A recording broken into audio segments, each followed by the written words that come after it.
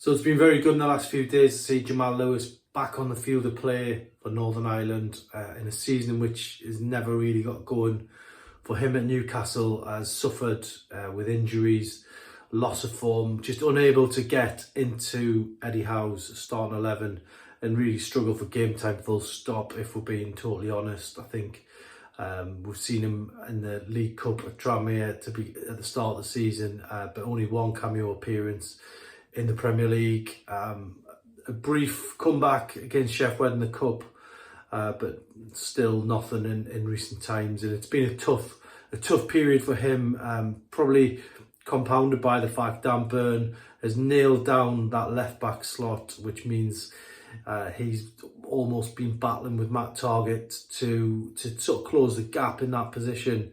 Matt Targett also suffering with injuries this season, and Jamal Lewis still unable to get ahead of him. So really interesting to see what happens next with a player that, let's be honest, when he signed, there was a lot of excitement about him coming to Newcastle.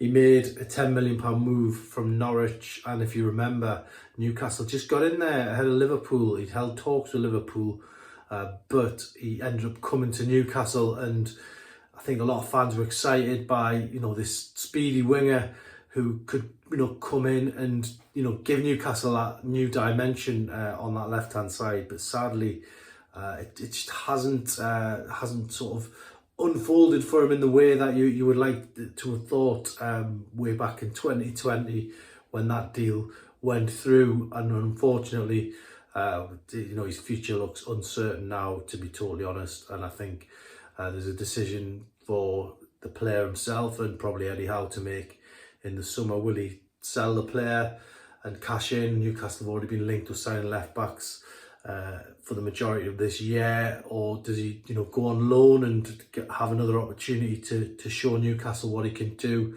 and then they're still in control of the situation? We'll have to wait and see. But his short-term future, he comes back after a couple of good games for Northern Ireland. He comes back and knows that it's going to be tough for him to get in those last 12 games. I think he would probably accept that himself, that Dan Burn has that left back spot nailed down. And then even if something happened to Dan Burn, you would expect Matt Targett to come in. But you never know, he could bring something from the bench.